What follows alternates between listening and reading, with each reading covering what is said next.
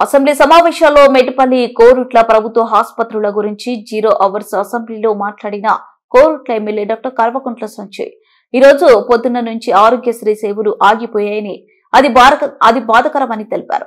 ఎన్నికలప్పుడు ఆరోగ్యశ్రీని 5 లక్షల నుండి 10 లక్షలు చేస్తామని గొప్పలు చెప్పారని, కనీసం ఇప్పుడు బిల్లులు కూడా ఇవ్వట్లేదని తెలిపారు. ఆరోగ్య శాఖ మంత్రి నాకు పూర్తి మద్దతునిస్తున్నారని, మరి ఎందుకు పనులు జరగట్లేదో అర్థం అవ్వట్లేదని తెలిపారు.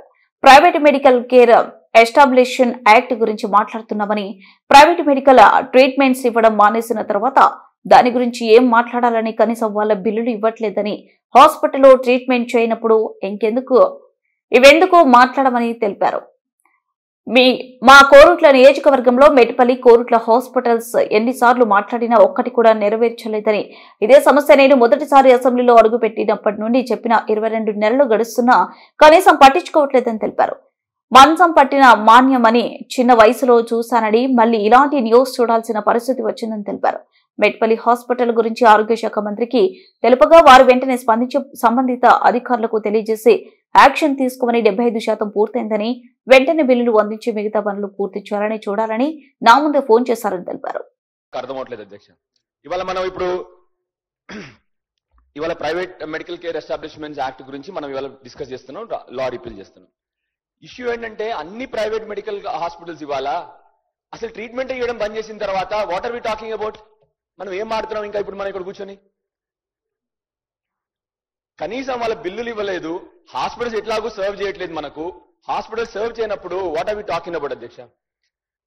మళ్ళీ ఇంతకుముందు కూడా చాలాసార్లు చెప్పినాను, చిన్న చిన్న సమస్యలు కూడా మా హాస్పిటల్స్ కానీ, నా కొరుట్ల కాన్స్టిట్యున్సీలో మెట్పల్లి హాస్పిటల్ గురించి కానీ, దేని గురించి మాట్లాడినా కూడా అధ్యక్ష ఒక్కటి కూడా నెరవేరలేదు అధ్యక్ష.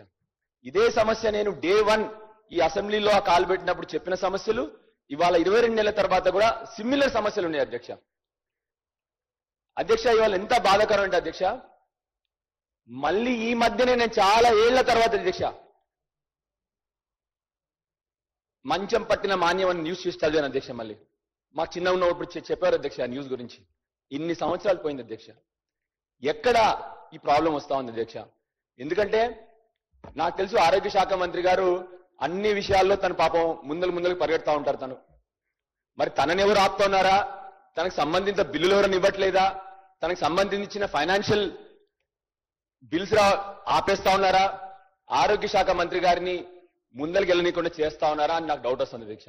ఎందుకు అధ్యక్ష అంటే నేను అధ్యక్ష నా సొంత కాన్స్టిట్యున్సీ గురించి అధ్యక్ష, స్టాఫ్ గురించి కానీ అధ్యక్ష, మా మెట్పల్లి హాస్పిటల్ కూలిపోయే పరిస్థితిలో ఉందంటే పాపం ఆరోగ్య శాఖ మంత్రి గారు వెంటనే రెస్పాండ్ అయ్యి వాళ్ళ సంబంధిత అధికారులందరికీ కూడా ఇమ్మీడియట్ గా యాక్షన్ తీసుకోండి, అక్కడ కొత్త హాస్పిటల్ 75% అయిపోయింది, దానికి వెంటనే బిల్లులు తీసి ఆ హాస్పిటల్ కంప్లీట్ చేయండి అని చెప్పి ఆయన నా ముందరే ఫోన్ చేశారు అధ్యక్ష. అందరికి కూడా ఒకసారి కాదు 3-4 సార్లు ఫోన్ చేశారు అధ్యక్ష.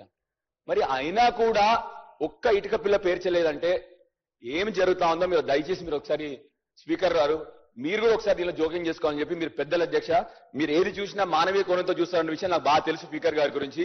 మీరు కూడా ఒకసారి ఈ విషయంలో మీరు కూడా ఇన్వాల్వ్మెంట్ తీసుకొని సంబంధిత ఆరోగ్య శాఖ మంత్రి గారిని, అదేవిధంగా ఫైనాన్స్ మంత్రి గారిని కూడా మనం అందరి మీటింగ్ పెట్టి దయచేసి రిక్వెస్ట్ అధ్యక్ష. మళ్ళొక విషయం అధ్యక్ష, మళ్ళీ మొన్న అధ్యక్ష నేను ఇక్కడికి వస్తా ఉంటే మా ఆశా వర్కర్లు అందరూ నా ఇల్లు చుట్టుముట్టినారు అధ్యక్ష. ఇవాళ కూడా అరెస్ట్ చేసినారని ఇప్పుడే నాకు న్యూస్ వస్తా ఉంది అధ్యక్ష. ఆ రోజు శ్రీధర్ బాబు గారు చెప్తా ఉన్నారు అధ్యక్ష, మేము గవర్నమెంట్ లో ఉన్నప్పుడు అధ్యక్ష 2,500 జీతాన్ని అధ్యక్ష 10,000 జీతం చేసినాం అధ్యక్ష కేసీఆర్ గారి ప్రభుత్వంలో ఉన్నప్పుడు అధ్యక్ష. మీరు 18,000 చేస్తా అని చెప్పారు. మీరు ఏదో చెప్పారని చెప్పట్లేదు నేను, ఎందుకంటే ఇవాళ ప్రతి ఒక్క పని గ్రౌండ్ మీద మనం ఆశా వర్కర్తో చేయిస్తున్నాం కాబట్టే వాళ్ళ జీతం పెంచమని చెప్తున్నాను అధ్యక్ష. దే డిజర్వ్ ఇట్ అధ్యక్ష. మీరు పెంచుతా అన్నారు, మేము అయినా కూడా మీరు ఎట్లాగో మేనిఫెస్టోలో పెట్టి చాలా చేయలేదు, మేమే దానిలో పోము. నేను ఎందుకు చెప్తాను అధ్యక్ష అంటే గ్రౌండ్ మీద ఇవాళ ఏ పని జరిగినా ఆశా వర్కర్తోనే ఈ ప్రభుత్వం చేపిస్తా ఉంది. ఫీల్డ్ విజిట్స్ కానీ, ఫీవర్ విజిట్స్ కానీ అన్ని కూడా ఆశా వర్కర్లతో చేపిస్తా ఉన్నారు అధ్యక్ష. దయచేసి మిమ్మల్ని రిక్వెస్ట్ చేస్తా ఉన్నాను, వెంటనే ఇక్కడ ఫైనాన్స్ మినిస్టర్ గారు ఉన్నారు కాబట్టి వారికి రిక్వెస్ట్ చేస్తాను అధ్యక్ష, వెంటనే ఆరోగ్యశ్రీ బిల్లులు ఇప్పించి పేషెంట్లకు కష్టం కాకుండా అన్ని హాస్పిటల్స్ వల్ల బంద్ అయ్యే పరిస్థితికి వచ్చిందంటే మీరు అర్థం చేసుకోవాలి అధ్యక్ష. అదేవిధంగా ఆశా వర్కర్ల జీతాల అధ్యక్ష చిన్న బాధాకరం. ఇది ఆరోగ్య శాఖ మంత్రి గారికి. కొన్ని హాస్పిటల్లో మామూలు బీపీ గోళీ ఉంటుంది అధ్యక్ష. టెల్మా చాలా మందికి తెలిసి ఉంటుంది, ఇక్కడ బీపీ ఉన్న వాళ్ళందరూ కూడా. టెల్మా అంటే మామూలు సామాన్యమైన గోళీ అధ్యక్ష. ఆ గోళీ కూడా హాస్పిటల్ లేదు అధ్యక్ష. దయచేసి మిమ్మల్ని రిక్వెస్ట్ చేస్తా ఉన్నాను అధ్యక్ష. మేము అధ్యక్ష అధ్యక్ష చిన్న విషయం అధ్యక్ష, జనగాంలో సిటీ స్కాన్ మెషిన్ వచ్చి 3 నెలలు అయిపోయింది అధ్యక్ష. కనీసం ఇన్స్టలేషన్ స్టార్ట్ అవడానికి కూడా అవ్వట్లేదు అధ్యక్ష. 3 months అయిపోయింది అధ్యక్ష. దయచేసి ఆరోగ్య శాఖ మంత్రి గారిని ఇండిపెండెంట్ గా పెట్టి వారి పనులన్నీ జరిగేటట్టు, అదే విధంగా ఎందుకు చెప్తాను అధ్యక్ష, మళ్ళీ ఇప్పుడు వైరల్ ఫీవర్ స్టార్ట్ అయింది అధ్యక్ష. సీజనల్ వ్యాధులు స్టార్ట్ అవుతాయి, వర్షాలు పడినాయి, వరదలు వచ్చినాయి, 100% సీజనల్ వ్యాధులు స్టార్ట్ అయినాయి. మందులు లేవు, కనీస మందులు లేవు హాస్పిటల్లో, కనీస సౌకర్యాలు లేవు అధ్యక్ష. మా కొరుట్ల హాస్పిటల్ అధ్యక్ష 100 పడకల ఆసుపత్రి అధ్యక్ష, ఆరంభించి 2 సంవత్సరాలు అయింది అధ్యక్ష. హాస్పిటల్ ఖాళీగా పడింది అధ్యక్ష, ఒక్క స్టాఫ్ లేదు అధ్యక్ష. నేను ఇప్పటికి దాని గురించి చాలా సార్లు రిక్వెస్ట్ చేసిన అధ్యక్ష. అంటే మీరు అర్థం చేసుకోండి అధ్యక్ష, ఇప్పుడు సీజనల్ వ్యాధులు వస్తా ఉన్నాయి అంటే మన ప్రైవేట్ హాస్పిటల్ బిల్ యాక్ట్ గురించి మనం మాట్లాడుతూ ఉన్నాం, మన గవర్నమెంట్ హాస్పిటల్ మాత్రం స్ట్రెంథెన్ చేసుకోవట్లేదు అధ్యక్ష. 2 ఏళ్ళైంది 100 పడకల ఆసుపత్రి ఓపెన్ చేసి, దాంట్లో ఇప్పటివరకు స్టాఫ్ కూడా ప్రొవైడ్ చేయాలని పరిస్థితి అధ్యక్ష. అధ్యక్ష మళ్ళీ ఒకసారి మీ ద్వారా రిక్వెస్ట్ చేసేది, చిన్న చిన్న కష్టాలు ఇప్పుడు, ఎందుకంటే ప్రజలకి మళ్ళీ ప్రైవేట్ హాస్పిటల్ వైపు పోతా ఉన్నారు.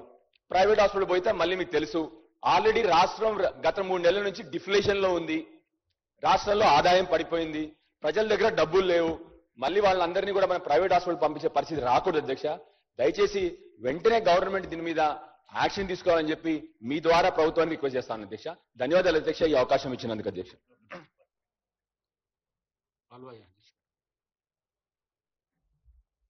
Telangana allopathic private medical care establishments act of 2002 repeal చేస్తూ క్లినికల్ ఎస్టాబ్లిష్మెంట్